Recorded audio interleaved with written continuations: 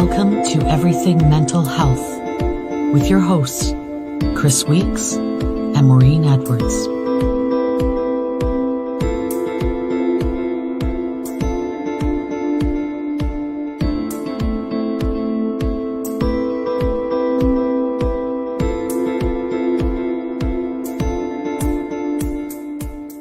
Hi, Chris. Hi, Maureen. We were talking about stress and the physiological responses to stress.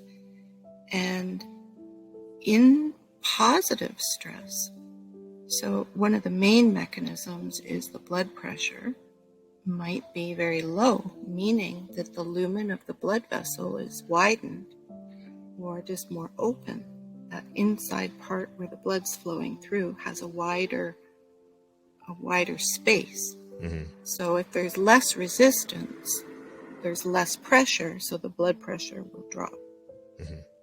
And the body might feel more relaxed, the body might feel a little bit more comfortable. There might be a feeling that there's just more space. There's not as much containment. Mm-hmm. And I was also thinking of how that manifests emotionally or in thought form when you might have a wider space or a lower blood pressure or a decrease in the stress response. Well, I would imagine that probably there's more focus that a person might be able to accomplish.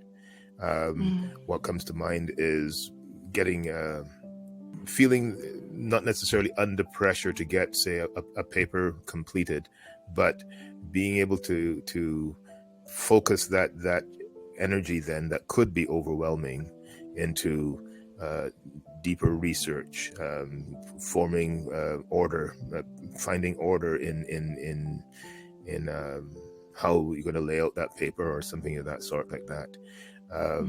I've noticed that a healthy stress can certainly help me move along as far as focusing on music, for example, being Right. able to know that there's a piece that can fit in somewhere, and being able then to explore that more effectively. Yes. The finding order in the way in which you'll go about doing something, cleaning up your desk, cleaning up your room, ordering your space, these types of ways. I see that as a positive exploration of the eustress, if you would call it that. Yeah. I like what you say about the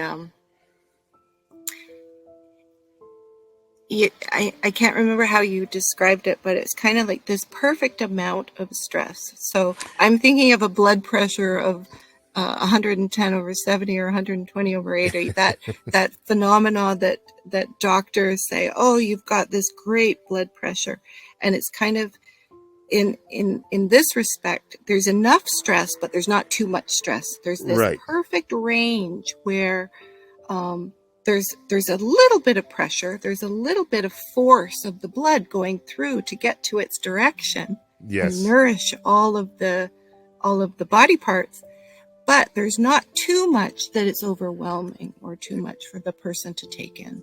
Exactly, and so rather than it being anxiety driven, it almost becomes excitement.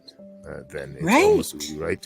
So the excitement of even, say, getting married, or moving to a new place, or preparing for a trip, that kind of way in which it's a fine line between becoming anxious and becoming excited about the situation. And the way that you look at the situation, then, if you're looking at it through an anxious lens, that may kind of lead into the kind of negative stress. But if you're kind of looking at it through an excitement or exciting lens, then that's where things open up as far as the if you want to call it the positive stress goes. So sort of facing a challenge and overcoming that challenge, going to speak in front of a bunch of people, and overcoming the anxiety that you might feel, and kind of switching it into excitement, looking forward to doing it, overcoming that fear even, and it becoming a positive experience. It's a reframing of what's being perceived. Yeah, exactly.